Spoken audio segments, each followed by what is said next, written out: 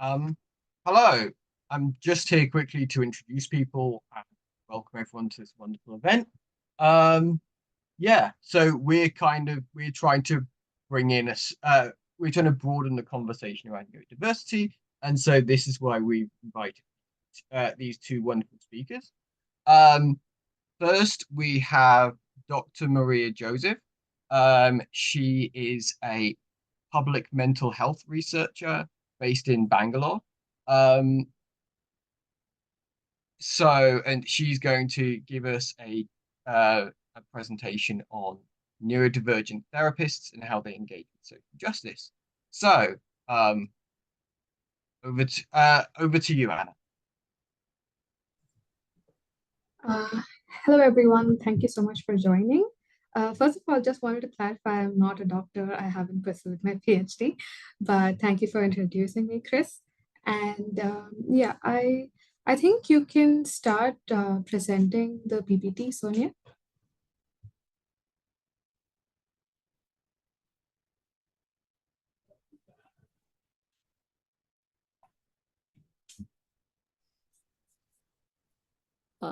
Screen share. Mm-hmm. Do you see my screen? Yeah, I can see a screen. Yes, I can see the PPT now. Yeah. So as everyone knows, today I'll be talking about how neurodivergent therapists engage with social justice. And this is going to be in the context of India. And yeah, I am a researcher and journalist in psychology and also researching other areas like gender, queerness, and disability in general. But I haven't pursued my PhD, nor am I a therapist. So just wanted to put that disclaimer out before I started. And it's really nice to see that so many people have joined and are interested in learning about this topic. So thank you once again for joining. And yeah, I think we can move on to the next slide. Yeah. So who is a neurodivergent therapist? As I already put out a disclaimer, I am not. I am a neurodivergent psychologist. And I have given brief therapy sessions during my training, but that's very first responder type therapy sessions. And I just wanted to put this slide in here just to clear that just to kind of flag that when I'm talking about neurodivergence, I mean all neurodivergent conditions. It's very, you tend to hear autism and ADHD and kind of miss a lot of the other neurodivergent conditions. So I just wanted to put this in here because in the image, this is a quite popular image and a lot of you might have seen it already. And there's in the image, you can see ABI, which is atypical brain injury. You can also see FASD, which is fetal alcohol spectrum disorder. So I just wanted to flag that when I'm talking about neurodivergence, I mean to include all kinds of neurodivergent conditions. Yeah, next slide. Yeah, so the majority of what I'm going to be talking about today is going to be based on this article that I wrote for Queerbeat. Queerbeat is a media publication that is based in India. And for this piece, I'm not sure how many of you are familiar with the term access intimacy, but this was a central concept of what I wrote about in the article, and is also going to be kind of a central concept of what I'm going to be talking about today. And so for the piece, I spoke to therapists who identified as both queer and disabled. And why this is still relevant to the talk today is because all of these therapists were also neurodivergent and consider the neurodivergence to be a disability. And so the insights are based on, experiences of neurodivergence. Yeah, so I'm going to be referring to the insights I got based on this article, and yeah, 10 principles of disability justice. I just wanted to put this in here because I mentioned that I'll be talking about how therapists engage with social justice, and social justice is a very wide area and can mean a lot of different things to different people. And I came across this 10 Principles of Disability Justice by Sins and Ballad, which is a space for performers and artists with disability, as well as artists from different marginalized backgrounds. And they kind of put across these 10 principles on their website. And I think these are principles that I, as well as the therapist that I spoke to, kind of align with. For example, in the topic that was mentioned in the previous slide about the article I wrote, it spoke about how the therapists were both disabled and queer. And as you can see, the first point is intersectionality. And so, intersectionality is very important to everyone I spoke to, and they kind of spoke about how they integrate intersectionality in their spaces to make space for people who are queer, disabled, belong to different castes. I'm not going to be going through all of the principles, but I just wanted to put this out there just to kind of give you an idea of what I mean when I'm talking about social justice. Yeah. So I wanted to talk about the barriers that neurodivergent therapists in India have to face. Because I do feel that while these barriers are something that comes in the way of neurodivergent therapists in India kind of tapping into their potential and kind of adding to the knowledge that they have, it's also something that informs how they engage with their practice and how they kind of engage in social justice. Because I'm sorry, Sonia, I think for some reason the slides that you're sharing are not the updated ones. Oh, Yeah, but I mean, it still works, honestly. So, yeah, you can just pause on this slide. So, the first point that I wanted to mention is stigma about working in mental health care. Now, India is becoming increasingly, more aware about mental health concepts, and everyday communication is kind of integrating these concepts you hear about in mental health. But there is still a lot of stigma, and for people who are neurodivergent, you kind of have to, it becomes harder because people around you kind of question, well, you're neurodivergent, so how do you see yourself working as a mental health care provider? And so some of these questions that you get asked. For example, one of the therapists that I spoke to spoke about how when she started practice, which was back in 2008, people would say things like, well, if you're going to be working with mental health, people with mental health issues, then you're probably going to get mental health issues yourself. So, these are barriers that become even more difficult to kind of face when you're neurodivergent, because you might be going through mental health challenges yourself and kind of building resources to cope with your own neurodivergence, and abler standards for being a mental health professional. So right from the coursework that you study as a mental health student to working in a clinic, you're constantly being expected to uphold abler standards as a professional, as well as in your ideas of what is normal, what is healthy. And so what that does is kind of it kind of takes you away from discovering and accepting your own neurodivergence, because for example, a lot of coursework includes definitions of autism and ADHD in ways that don't represent a lot of people's experiences. And so you're kind of it becomes very easy for you to subject yourself to internalized ableism as well. And if you are kind of in a space where you've accepted your neurodivergence, you still have the danger of disclosure.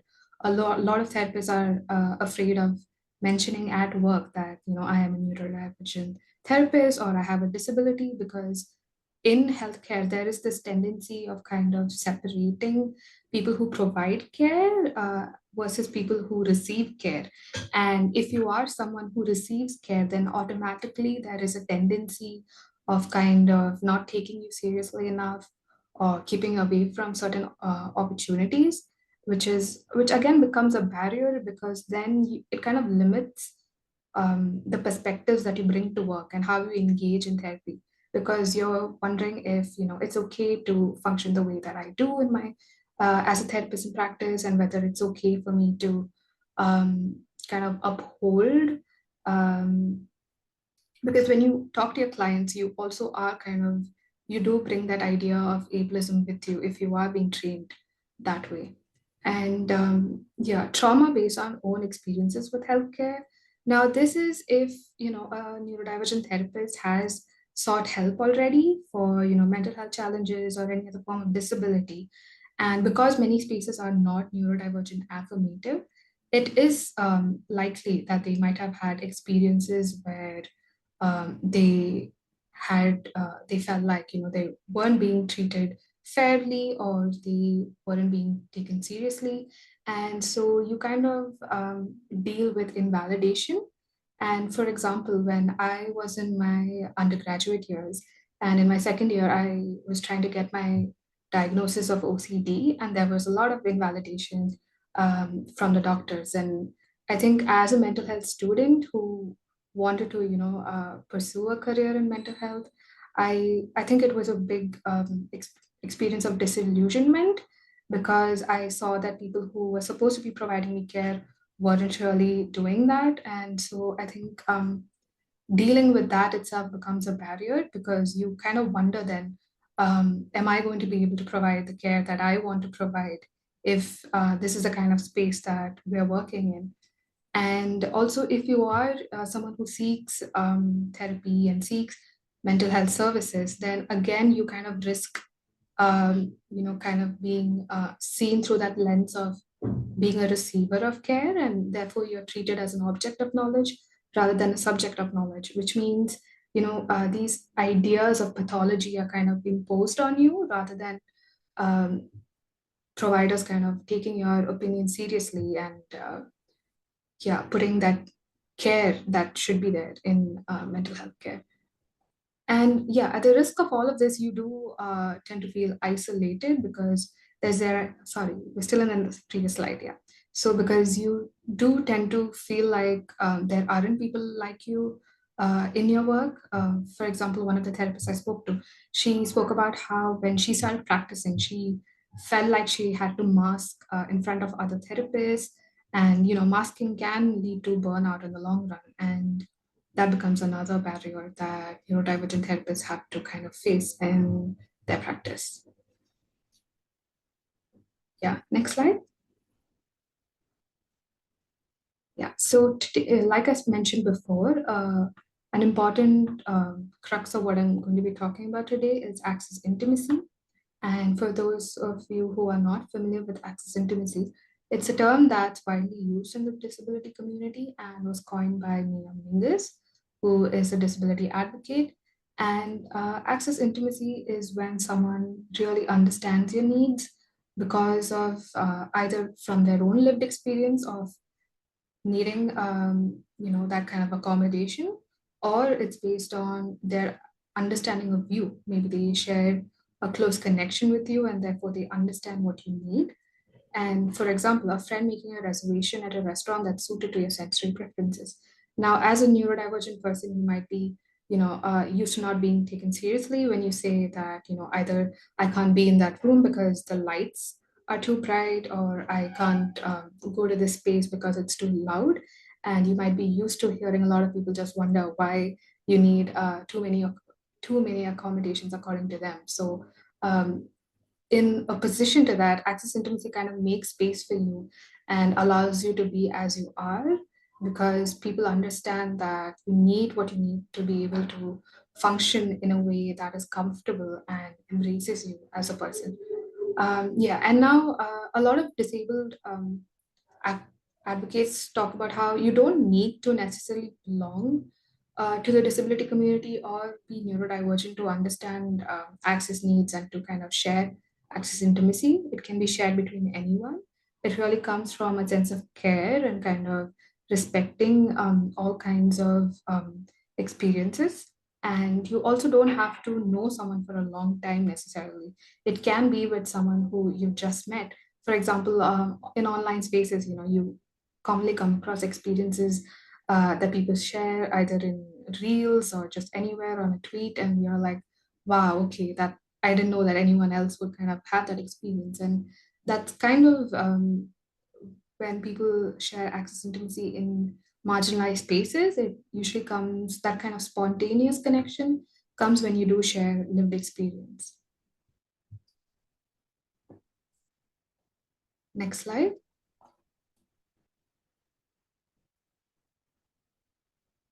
Yeah, so I'm going to be focusing now on how access intimacy is used to transform therapy spaces. So for one of the therapists that I spoke to in my article, she spoke about how just being a therapist with clients who had who were neurodivergent themselves kind of shaped a space of access intimacy for her because she constantly felt like she had to mask. And when she also saw therapy and saw that her therapist herself was neurodivergent, it really helped her kind of embrace her own neurodivergence. And so, what access intimacy does is you kind of understand that it's okay to be neurodivergent or belong to any kind of marginalized identity, and you kind of can start taking steps towards shaping spaces based on your access needs. So, a lot of therapists who are not informed about neurodivergence or about disability might kind of rely on these concepts of genuineness, non-judgmental, being non-judgmental, and client-centeredness, which are discussed in therapy. But and while they might encourage an atmosphere for people to share their experiences, they don't really look into what maybe a disabled or neurodivergent client needs. And so when you start understanding access needs, then you can actually start taking steps to building a space that embraces neurodivergence. So for example, one of the therapists shared about how for her clients who have ADHD, because of time blindness, she shares reminders 24 hours, 2 hours, and 1 hour before therapy so that they don't miss their therapy sessions. And also, if they do make it late to therapy, there's no kind of shaming. Versus if it were a therapist who is not aware of what time blindness is, it might be interpreted as someone being resistant to therapy or resistant to treatment. And that's how access intimacy and an understanding of creating spaces that accommodate different needs can change therapy spaces. Next slide.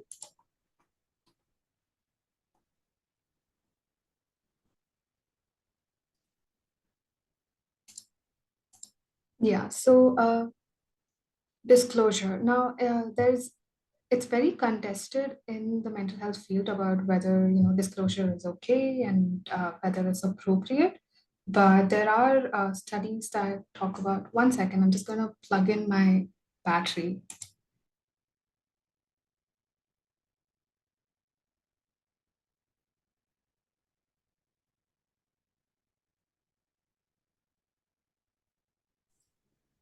Sorry about that. I was just plugging in my battery to my laptop.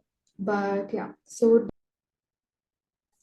disclosure is something that is widely contested in the field, but there are studies that talk about how when therapists share their experiences of their own illness or being neurodivergent and disabled, it can strengthen the therapeutic relationship.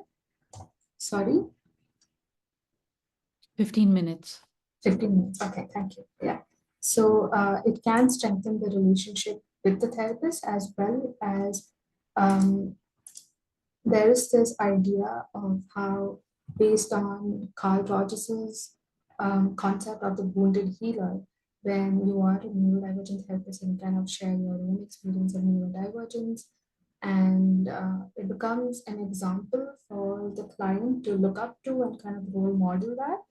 So, like I mentioned, one of the therapists has a therapist who is ND themselves. And so when they started practice and they were confused about how to kind of navigate being ND and being a therapist, they had that role model to look up to when they were kind of feeling unsure. And it also helped them feel like, it helped them feel validated and seen and understood that there are mental health professionals who are also ND themselves and who are providing therapy. And when it comes to disclosure with other therapists in the field, it kind of helps you kind of tap into your own experiences and talk about that as a form of providing mentorship. Because there are a lot of therapists who join the field and have no idea that it's okay to be neurodivergent. And so when you are someone who has maybe ventured into the field a little bit and have had experiences and understand what's helped you yourself as a ND therapist, that can help you support those who are younger and early careers to kind of provide them support and provide them insights on what's going to help you. Next slide.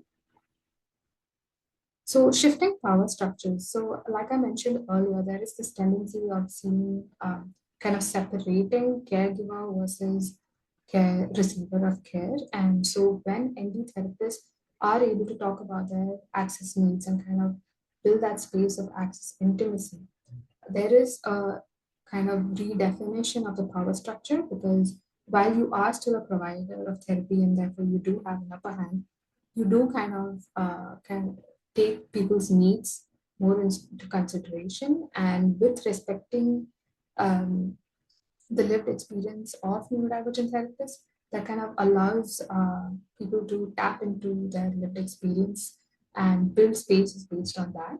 Because there is now increasingly people are valuing the experiences of patients and service users, and kind of tapping. There's a lot of interviews and research studies that invite patients to share their lived experience, but the conversation on professionals themselves and their lived experience is not as popular. So, kind of embracing the access needs of therapists within the field can help promote that conversation, so that they can share their own knowledge based on their experiences. And valuing clients' own insights on their body mind, here I'm referring to how, because therapists are showing that they themselves have neurodivergent needs, this can also, because of kind of questioning the power structure a little bit and kind of redefining it a little bit, you kind of tend to take it more seriously when clients share their own insights on their body mind. And yeah, and an important part of being an ND therapist, I think, is also advocating for yourself and learning to kind of reshape therapy practice based on what needs you have. For example, one of the therapists I spoke to often needed to kind of reschedule her therapy sessions because they have endometriosis, and initially they never felt like it was okay for them to do that. But initially, after that, they kind of understood that it's okay to have, your own accommodations and your own kind of work in crib time, even in therapy as well. So when you learn to do that, you also model to your ND clients that it's okay to advocate for your needs. Yeah. Next one. Creating spaces outside of therapy. Did you say 20 minutes?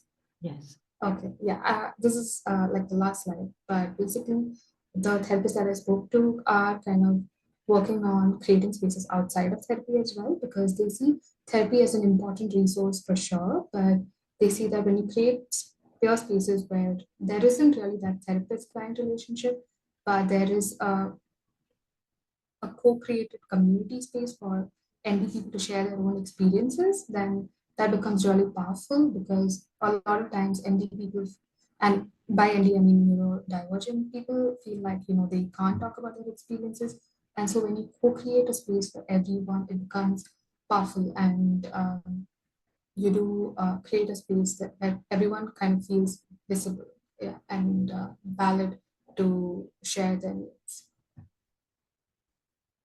Thank you. That's all I have to share today.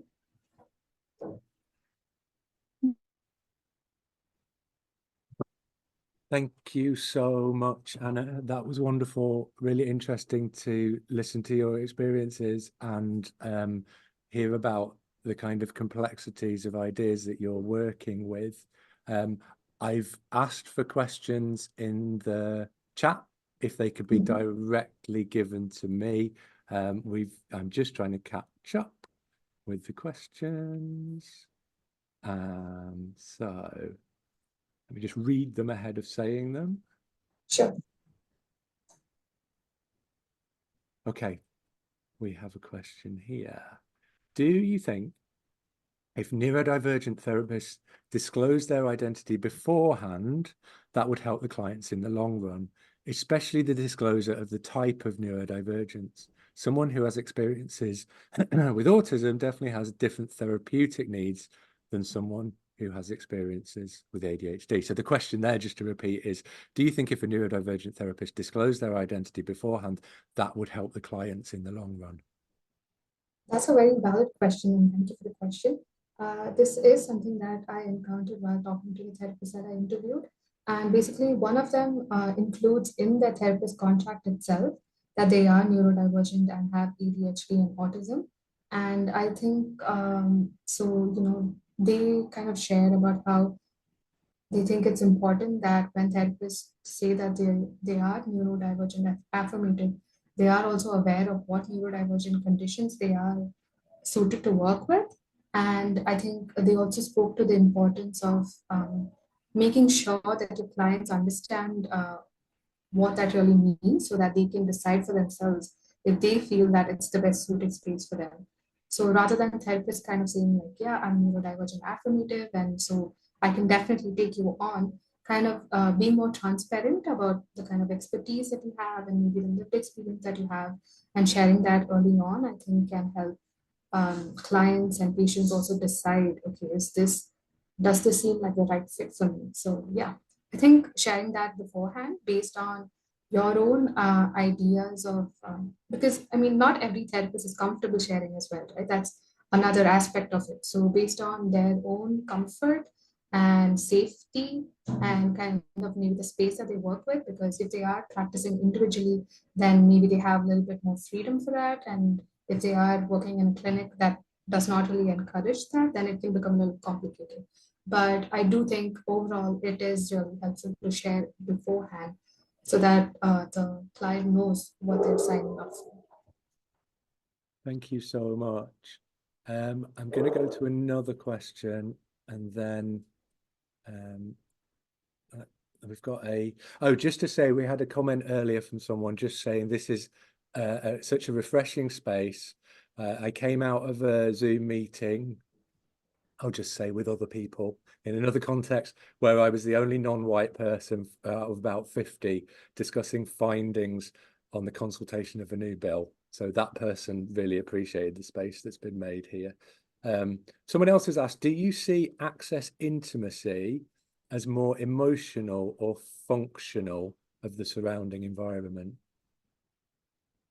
That's a really interesting question. And I think that was something that I was kind of wrestling with in my own head when I was writing my piece, because when I was writing my piece, my editor was constantly asking like, hey, can you give me an example of that? Can you give me an example of access intimacy in this instance, in that instance? And sometimes it becomes very difficult to really share and pinpoint where you experience access intimacy, because like I gave an example, it might be a friend who uh, make sure that there's subtitles included when you're watching a movie together, and there you can kind of point to, okay, that's what helped me and kind of created access intimacy for me in that space. But also it can be something that you can't really describe, and therefore I think comes from a space of more emotional space where you can't really put it down in words maybe. And I think that's why Mia Mingus also refers to it as a elusive and hard to describe feeling, because it is very feeling based, I think, because when you are constantly subject to feeling like you're not welcome or that your access needs are too much, and when you do feel like it's okay and being embraced, that does tend to put you in a very emotional space.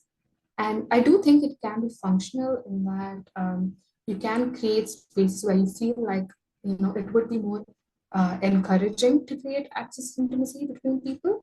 I think that's how you can approach it functionally. But I don't think you can always predict whether, even though you've set up systems to create access, I don't think you can necessarily say like, yeah, I'm sure that this is a space where people are going to experience access intimacy because of the emotional component. Thank you so much.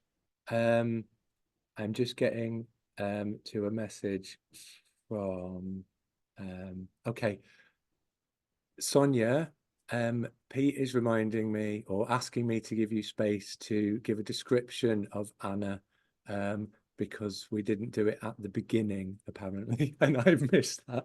So Sonia, do you want to do that bit, the introduction after now, and then we'll come back to another couple of questions for Anna. Okay, so just to introduce everybody in the panel, there are 5 of us, 3 ladies and 2 gentlemen.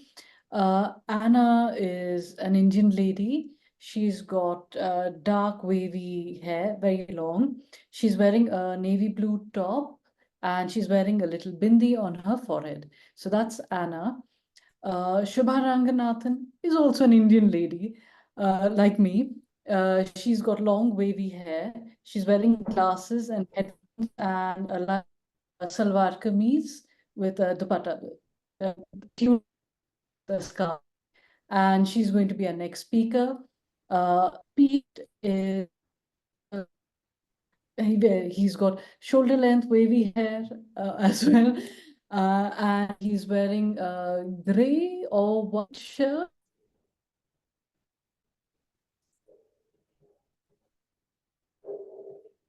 And Sonia has maybe frozen. Chris is There she is. somebody with short hair, and also an Indian lady, long dark hair, glasses, and I'm wearing a yellow printed tunic top. Thank you, Sonia. That's given me a little bit of a chance to just look at some more of the messages before we move on to the next speaker.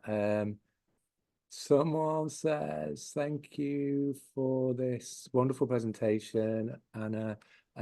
What are your thoughts on discussing the double empathy concept in a therapy session when the therapist is autistic and the client isn't? Honestly, I'm so sorry, but I'm not sure what double empathy is. That's So fine. I don't think I I can, yeah. I will just briefly, I will thank you for asking, and I was wondering whether it was general knowledge or not. I'm assuming that the person asking is referring to the idea that Damien Milton has, that essentially says that communication is a two-way thing, and therefore any communication issues between someone neurodivergent and someone who may not be neurodivergent isn't because there is a deficit in the communication of, for example, the autistic person, but communication is the responsibility of both people. It's a two-way thing. So I think that the person asking is saying, is that a concept that a therapist who is autistic should or could bring up with a client who isn't? It might not be a fair question because you've not had chance to think because you weren't aware of the concept, which is totally legitimate.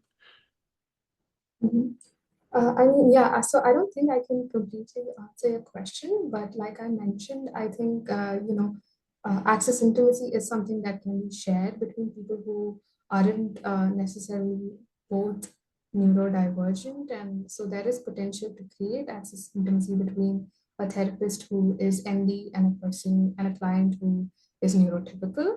I do recall one of the therapists sharing that they don't feel as much access intimacy sometimes with clients who are neurotypical as much as they do with people who are neurodivergent. So, but again, that's just anecdotal, and yeah, that's just an example I can give, but yeah, I can't really answer beyond that. No, that's really good thinking on the spot. I think the rest of them, I think, are comments. So I'm going to make those comments, and then there might be a question in there, but otherwise they're comments, and then I'll hand back over for the introduction of our next speaker. So someone says, yes, it is so refreshing. I love the idea of changing power by disclosure. That's often frowned upon, but so powerful in co-constructing. Someone else says, access intimacy is a new concept to me, but reminds me of the concept of anticipatory reasonable adjustments as advocated by disability labour in this political sphere.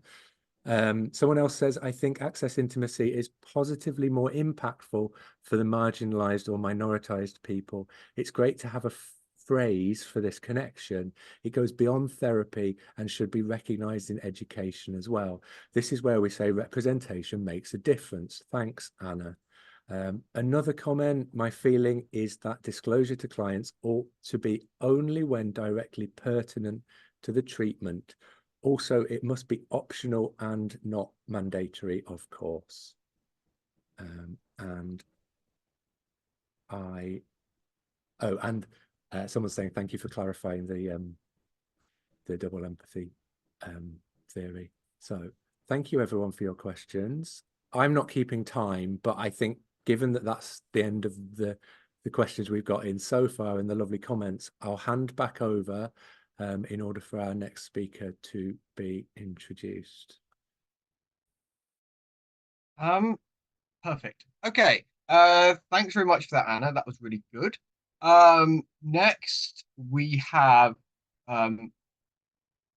Shubha Ranganathan.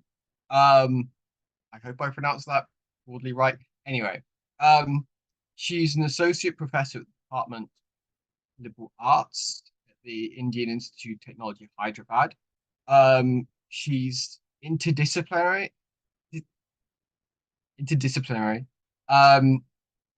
with a grounding in psychology, but works across a whole range of topics.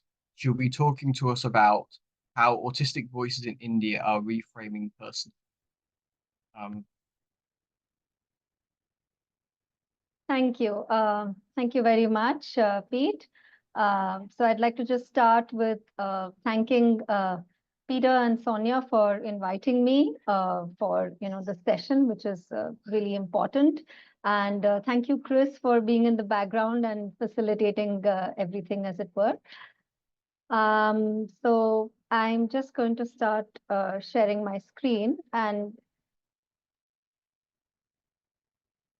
can you confirm that this is visible? My screen Yes. is visible. Thank you. We can see. Thank you so much. Right. So I'm just going to start by giving a little bit of a background into how I became interested in neurodiversity studies as such. And to do that, I want to say a little bit about the locations from where I am coming. So like Peter mentioned, my work has largely been interdisciplinary. I'm trained in psychology, but I also draw from methods, approaches, and theories in anthropology, medical humanities, disability studies. And I'm always, learning, as it were. And I also would like to say a little bit about how I sort of, bring together some of these different, approaches in my work. And to say a little bit about when, thinking about the personal locations from which I have been, researching work. Much of my work has also begun with research with parents of neurodivergent persons. And I should clarify that, I'm a parent myself of a neurodivergent, child. I also come from, privileged backgrounds in terms of economic class, in terms of caste. And these sort of identities are always things that I am, aware of, even as I recognize identity as something which is, dynamic and constantly shifting. I also identify with being neurodivergent.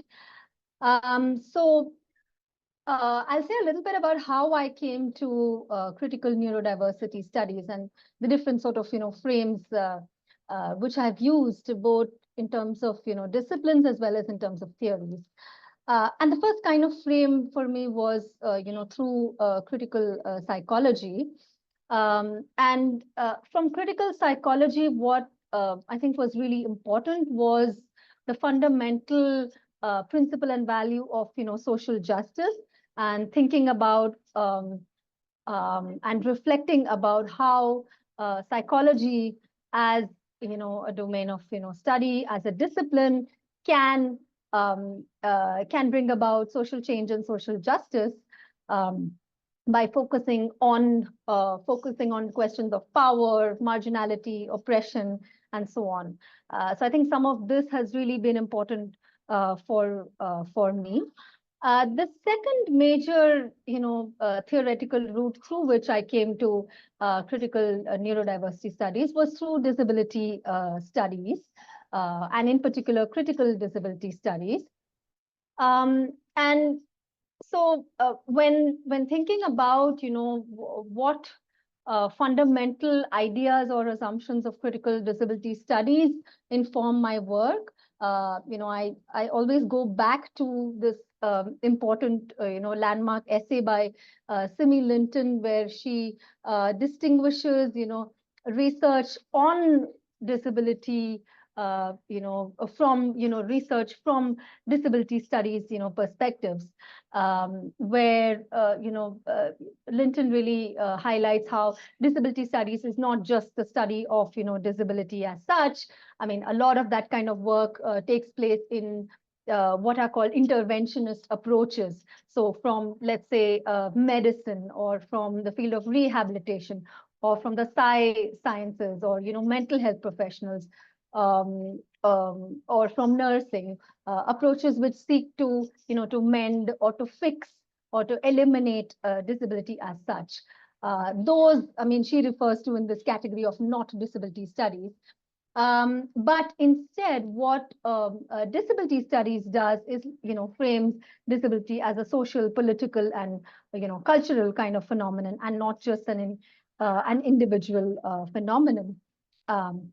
And as well as, laying the importance on inclusion, self-determination, self-definition. So trying to understand in terms of what do, disabled persons themselves, have to say about, any kind of experience. And of course, this emphasis on lived experience is something which, is also shared in a number of, allied domains, such as, feminist studies, critical feminist studies, queer studies, MAD studies, and so on. So that's another important, theoretical and disciplinary framing for my work. But the other interesting, way through which which has also shaped my research has been through fiction and, literature. And I think fiction and literature become extremely powerful ways of documenting, disseminating, and sharing and talking about lived experiences in ways that have much wider reach and appeal to a larger, public, as it were. For instance, I have on this slide a depiction of some of the graphic works which have been, which have been written on a variety of different kinds of, lived experiences, ranging from queerness. So, there are covers of, books by different authors. For instance, you have Psychiatric Tales by Daryl Cunningham, who is a nurse, and he talks about the different kinds of experiences that he encountered as a nurse, related to psychiatric conditions. And then you have other, books on lived experiences related to queerness, cancer, infertility, and so on and so forth. And in the Indian context, which is largely where my research has been, we also have, especially in the last, several years, an increase in the literature which has been written for children around themes of, disability and difference. So we have, covers of, many books which have been written on a range of experiences relating to neurodivergence, learning disabilities, and different kinds of, speech-related conditions, and so on. And again, for me, children's literature and children's fiction become an important way to also understand the kinds of changes in the cultural landscape and in the languages which are used to talk about phenomena. So I think that that's something which is very important as well. So coming to, the work that I have been doing in the area of disability and neurodiversity, largely my work began a few years ago with studying autism parenting and care in the context of COVID.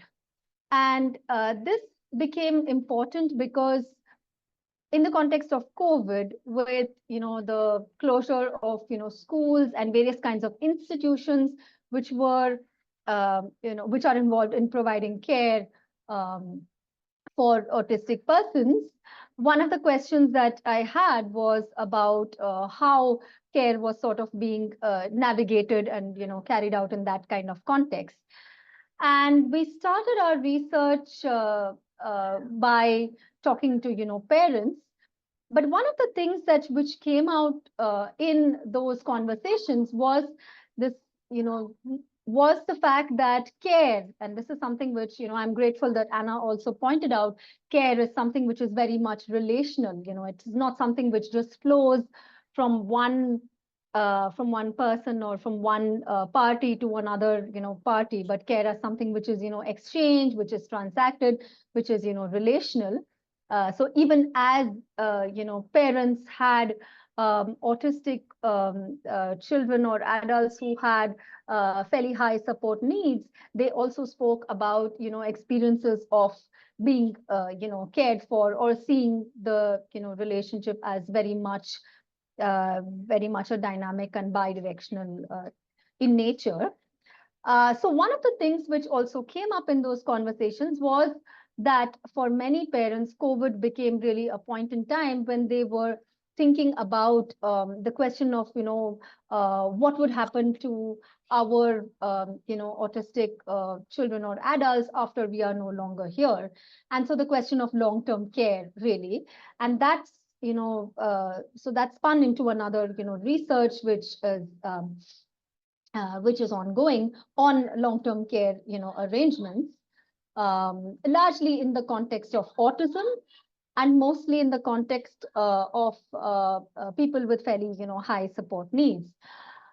Another important, research which took place around this time, and this was something which was also motivated by our relations with the parent organization groups that we were in conversation with. And it was about the question of, stem cell therapy. The word therapy should be in inverted quotes. I'm sorry for that miss. So the use of stem cell therapy for autism. Now, largely this, research was sort of initiated with parent organizations being concerned about the fact that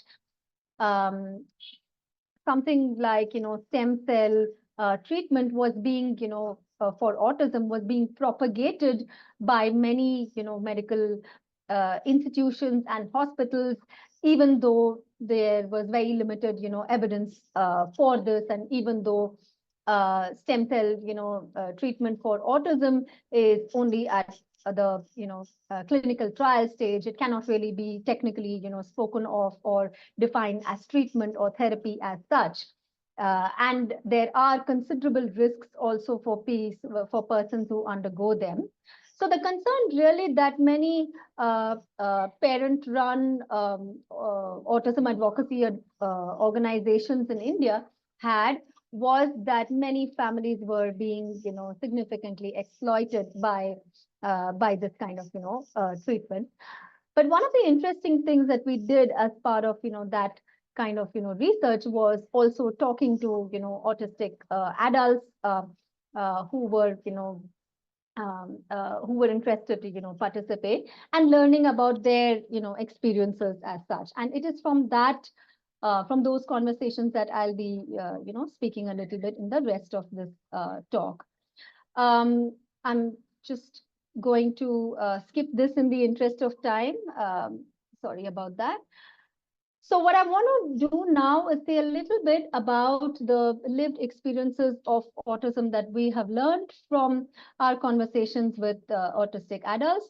And this is research that I have been doing along with my collaborator, Dr. P. Bindulakshmi in the Tata Institute of Social Sciences in Mumbai.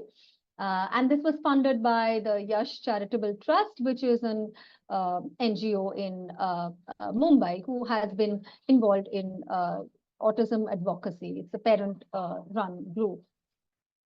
To give a background, stem cell therapy is something which has been propagated for a variety of different kinds of conditions, and autism is also one of them. And what we had done in this research is we had talked to parents who had used stem cell therapy for their autistic children. We had also talked to professionals who had encountered families who were interested in or who were considering the use of stem cell therapy. And we also spoke to autistic persons who had not experienced stem cell therapy, but who had important perspectives about the question of treatment and diagnosis itself, and that is what I want to highlight here. So these are just some examples. What I have on this slide is some examples of the kind of marketing of the images which are used for marketing stem cell therapy for autism. So on my left is one image which reads, "Discover the power of stem cells in fighting autism."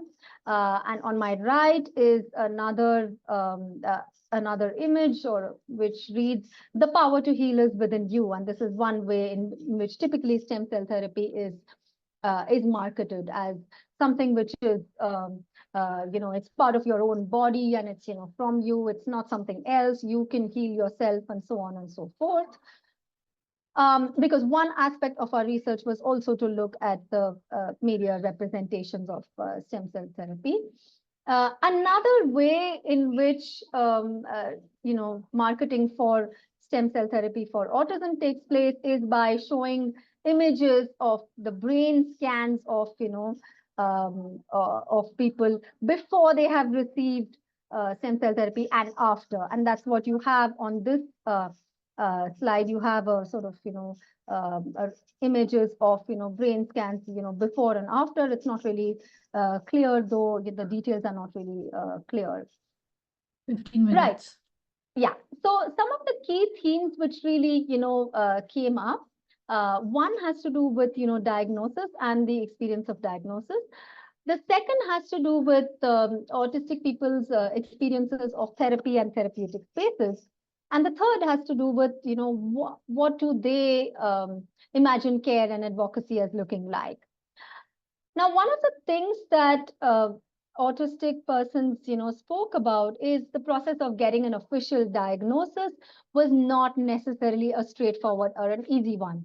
So there's a long quote here from an autistic advocate who talks about how it took them 2 years to actually, receive a diagnosis of, autism, during which time, they had to go to several psychiatrists, clinical psychologists, mental health professionals. They often experience invalidation, being dismissed as, unlike not really being autistic as such. And finally, they were able to, get a diagnosis. So this is something which this kind of experience ran through many of the people that we spoke to. They talked about how it was not that easy to actually get a diagnosis. So neuroaffirmative spaces were very, limited as such. Another important point which was brought up was about what happens after getting a diagnosis. So autistic, adults also emphasized how on getting a diagnosis, what was really significant for them was that they were able to find the right, they were able to find the right kind of vocabulary to speak about their experiences. So like one autistic advocate, remarked, "Suddenly, when I found words to describe what it was, when I found the right vocabulary, that essentially sort of gave me like an internal illumination, if I may use that word, that there is a lot of injustice that is being done on people who are differently abled. And when I asked this person what kind of vocabulary they were referring to, they talked about how, for instance, learning to, for instance, the example that they gave was the word monotropism, as being the sort of practice in, autism, where they tend to get involved and immersed in, in one topic or one subject in detail, in depth for a long period of time, right? So rather than speaking of these in terms of, fixations or, thinking of them in terms of, monotropism, in this case, was important and significant for, this person. Another thing which they referred to was about how learning to frame their needs in terms of um, uh, uh, learning to factor in the environment when talking about, their needs. So, for instance, thinking about, I mean, one of the informants told us about how understanding that, their anxiety was related to, their sensory needs or sensory overload, and that therefore it was a question of, and it was an environmental issue and not something related to something internal or, psychological within them. That anxiety is not to be labeled as a psychological kind of phenomena, but is to be, externalized and understood as related to environmental factors. This was something which is important. The second important point, which came up repeatedly by many autistic persons, was about therapeutic spaces. Having to sort of search for therapeutic spaces which were neuroaffirmative. So almost every autistic adult that we interviewed spoke about negative experiences of ableism and invalidation in therapy, almost to the point where therapy itself often became, traumatizing for them when it was not neuroaffirmative and when it was not trauma informed. And yeah, and along with speaking about the need for therapy to be neuroaffirmative and autism informed, they also spoke about the importance of therapy being contextualized for individual requirements and needs. The third important point which was brought up was about how care and advocacy need to be understood. And one of the things which, was emphasized was that self-advocacy does not necessarily have to be this big sort of, big action or change that is really sort of, taking place. But self-advocacy can also be seen in the little everyday kinds of things which are done. For instance, the kinds of things which are done within the family, such as just speaking about or advocating for one's needs, or learning to ask for certain kinds of accommodations. And self advocacy, was seen as something which is very important for bringing to the forefront insider perspectives. So there's this interesting example which one of our autistic adults gave of how a lot of the shift can also be brought about through language and through how we speak about certain kinds of instances. So, for example, the example that she gave was that when a child is having a meltdown, that can be seen as a form of self-advocacy. It's just not done in polite kind of language, but that is advocacy too. And I think that is something which is also enables us to think about self-advocacy in broader ways and away from only a movement-oriented kind of perspective, and more in terms of everyday practical forms of engagement. So just to sort of wind up, because I know we are running out of time, some of the key takeaways that we have learned from our conversations with autistic advocates, and this is something which is ongoing work. We're only beginning to understand this. Is of course the importance of insider perspectives, but also the need for reimagining things which are understood as, social skills, for instance, or executive function. So what happens when we start to think of these, differently, and, we label them not in terms of, individual or internal attributes, but think of them more as from the perspective of things which are enabled by accommodative environments or not enabled by environments. The other important thing which came out really strongly was about the experience of the medical system and mental health system as being extremely hierarchical, power driven, and ableist, and that therefore need for much more autism informed neuroaffirmative therapy and intervention. So I'm really glad that Anna spoke before me and highlighted about neuroaffirmative therapy. Now, finally, what is different when we think about, the majority world, or when we think about neurodivergence in India in particular? Some things which have, come through repeatedly in our work is intersectionalities and multiple identities.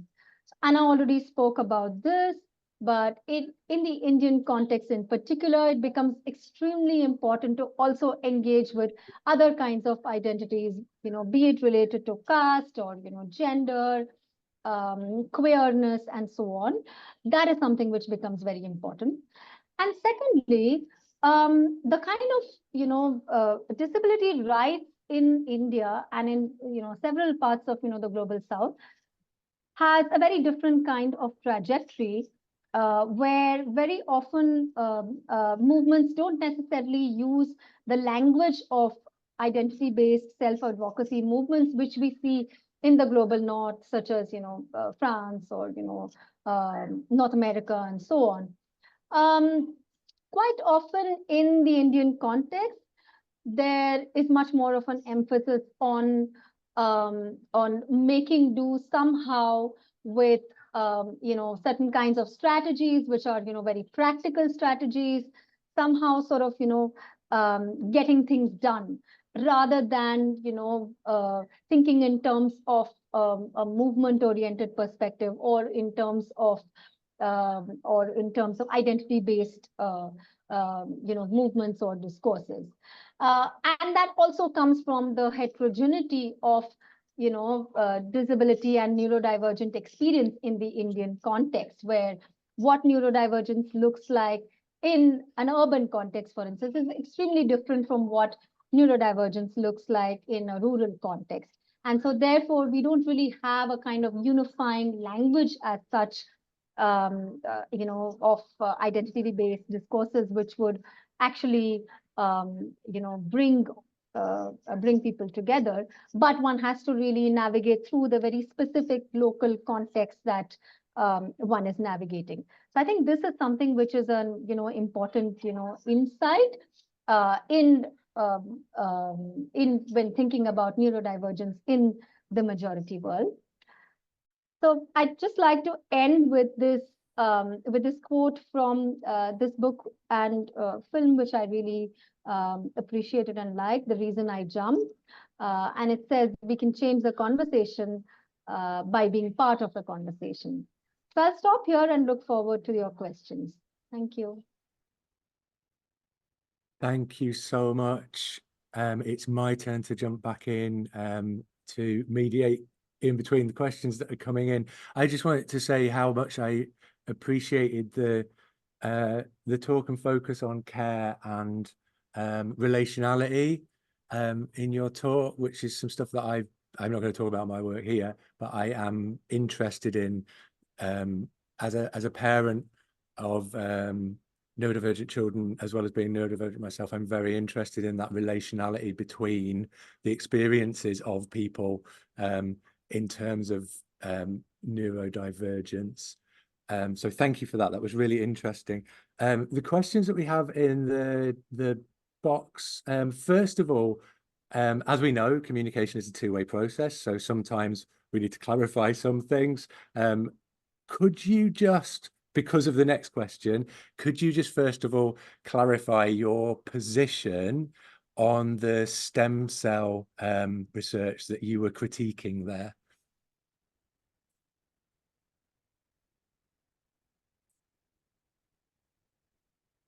Right. So I just sort of, explain where we were coming from. Our approach in that research was not really to actually check for, effectiveness. And, our question was not whether stem cell therapy is effective, whether it works or does not really work.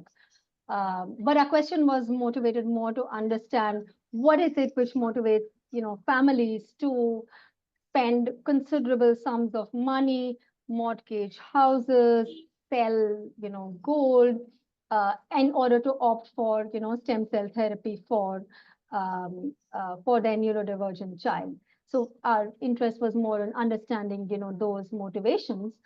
In terms of my own position, I think my position would really be that, any kind of treatment or therapy which is offered has to be done under conditions of, informed consent, where, people who are signing up for or receiving treatments or therapies, it's not my place really to sort of, take a position on whether they should or should not. But I would take a position that they should be fully aware of what they are signing up for. They should be provided with all information about risks, about, side effects. They should be able to sort of leave even after they have made an initial, commitment if they, want to. And so it's really more about, the kinds of, basically the kinds of, patient and consumer rights which we would associate with any kinds of, treatment or therapeutic, protocols, really. That is what I would say. Yeah, of course, our larger concern was about how, stem cell therapy is part of a much larger, medico, industrial, complex, which is, seeking to, fix a variety of, experiences which are, non-normative in different ways, and which don't really, fit within the, the normative neoliberal kinds of, context. So that's to me, coming from critical neurodiversity studies, I don't really see neurodivergent experiences as, disorders or conditions or problems that need to be fixed or, eliminated in that sense. So, which is why I would put, therapy or treatment in, brackets as such. Yeah. Thank you. So from that, I take that coming from a critical neurodiversity perspective, you are critical of things that seek to change the individual with medical intervention, stem cell therapy being one of those interventions.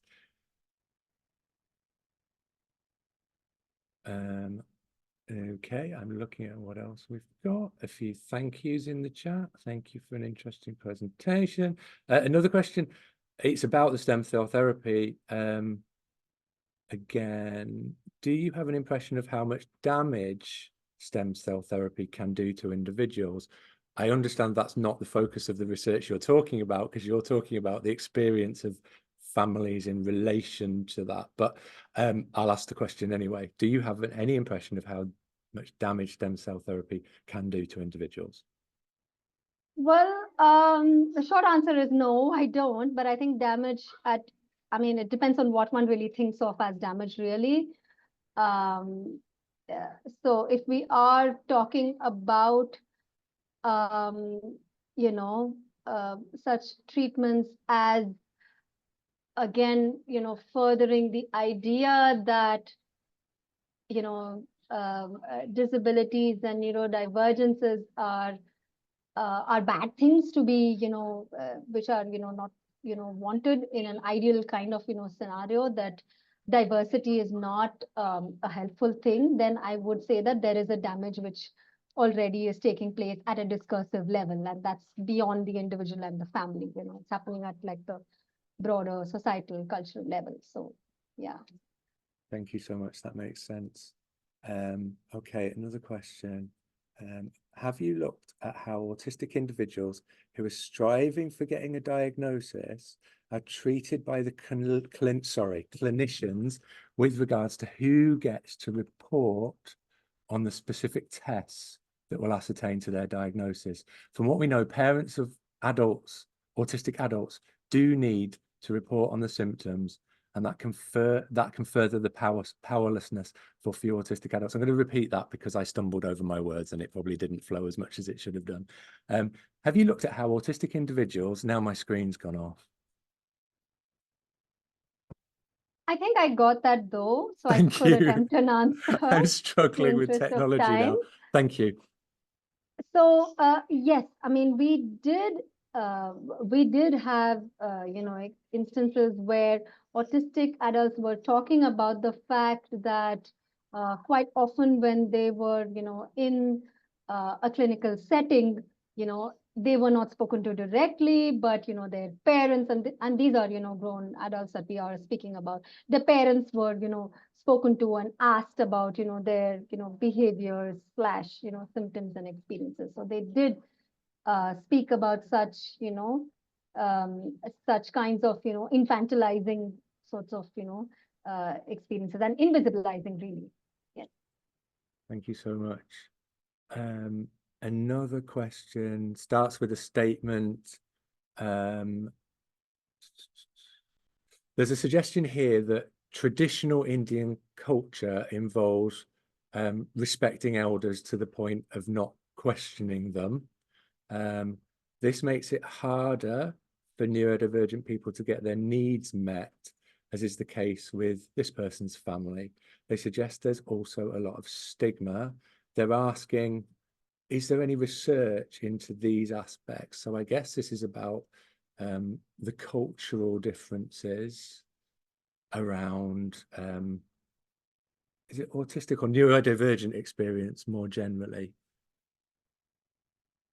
Yeah, so I mean, I would just say that, I mean, neurodivergence, whether autism or of any other kind, is only one of the things which, is sort of, important in, a person's identity and, life and context. All of the other kinds of, structural, let's say, embeddedness in, hierarchies, power structures, all of those, remain. And so it's just another, it's another thing thrown, into the mix.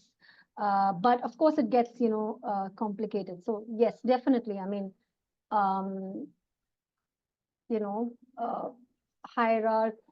hierarchies, and let's say power, greater, let's say, power differences between parents and their children would definitely be something which is important.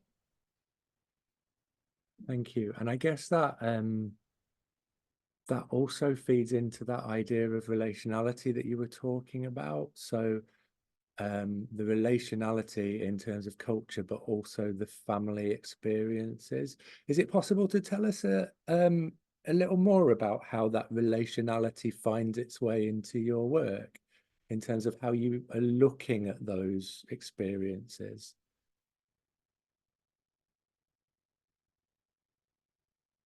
Well, so for instance, I could just give one example.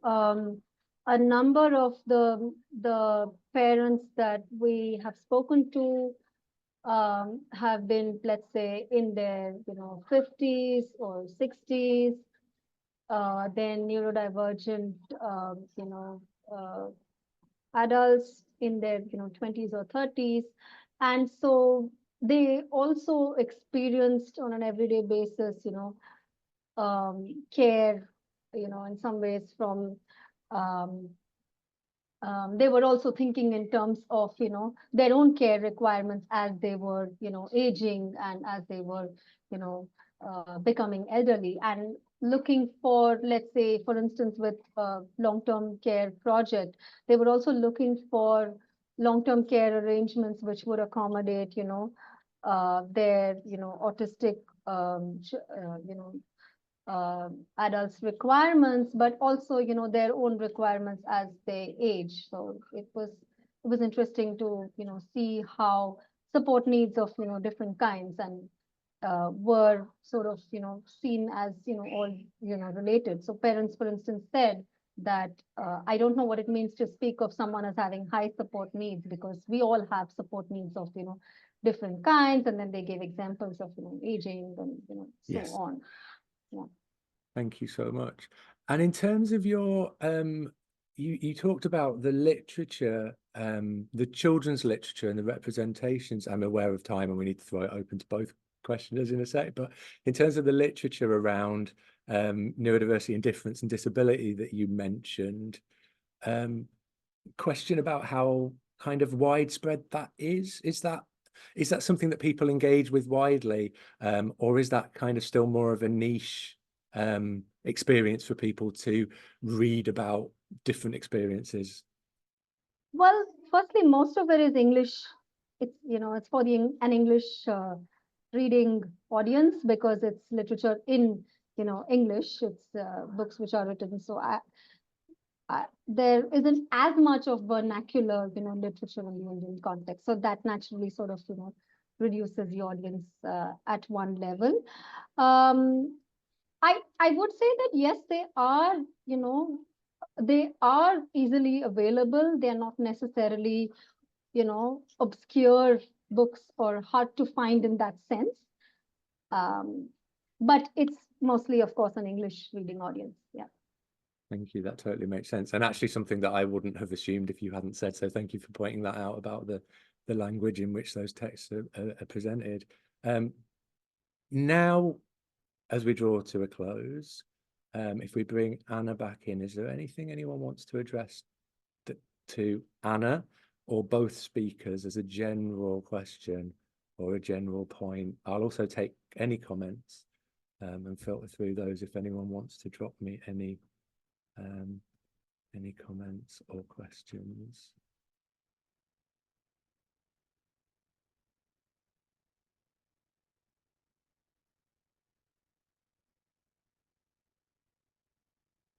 People sending their apologies because they've got to go now, which I understand as things draw to a close. Thank you for the presentations. I'm just going to see if I missed anything early on, but generally there was appreciation for the space that had been made for people. So thank you to Sonia and Pete for organising. Like I said, I'm just sat here in the background trying to help things run smoothly and can't really take much credit. Question for both speakers. So we'll probably go to Anna first because we've just heard from Shubha. How common are the therapeutic approaches you've spoken about, and how do we bridge these gaps? So anything about the therapeutic approaches?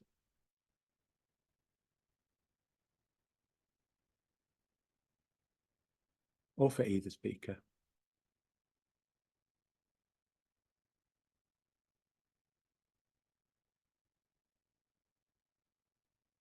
Anna, would you like to take that one?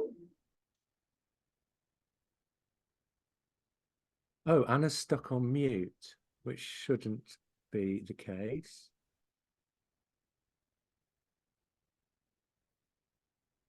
Sorry, Anna, I don't know why that's happened.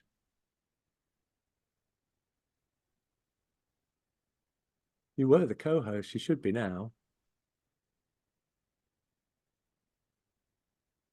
Oh, and now we can't hear you. So I don't know why that's happened. Sorry, Anna, we've not muted you on purpose. I'd love to be able to hear from you.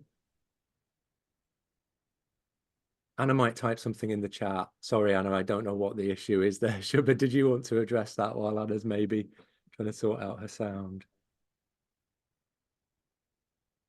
Yeah, well, I'm hoping Anna can chime in on the chat, because Anna's asked to hand over to haven't you really on that one anyway. done much research on, you know, therapy as such, but I think we are increasingly seeing and hearing of more, you know, therapy spaces and therapists which are neuroaffirmative. So there all I can say is, there is, an increase really in that. But again, one has to specifically look for it very pointedly. It's definitely not a given. It's not a norm. One has to, specifically search for it. That's all I would say. Thank you. I'm going to hand now back over to Pete, I think, or Sonia. I've lost my list of what order everything's happening in, but I don't think I'm closing. So I'm going to say thank you for now, and I'm going to disappear. I don't think there was a specific order for this bit, but Sonia said she wanted to talk for a minute and then we'll close up. So I'd like to thank our speakers for their lovely talks. It was very informative what they've done. So thank you to Shubha and Anna who've joined us here today. And we've learned a lot from you, and hopefully we can build on these networks in the coming years. And hopefully if you have questions, you know how to contact both of them. And we do encourage you to keep these conversations going, because this is an important issue. Some of you might be doing research on this area, or this might be something that you found out interests you, or you may know somebody who's neurodiverse and want to know more.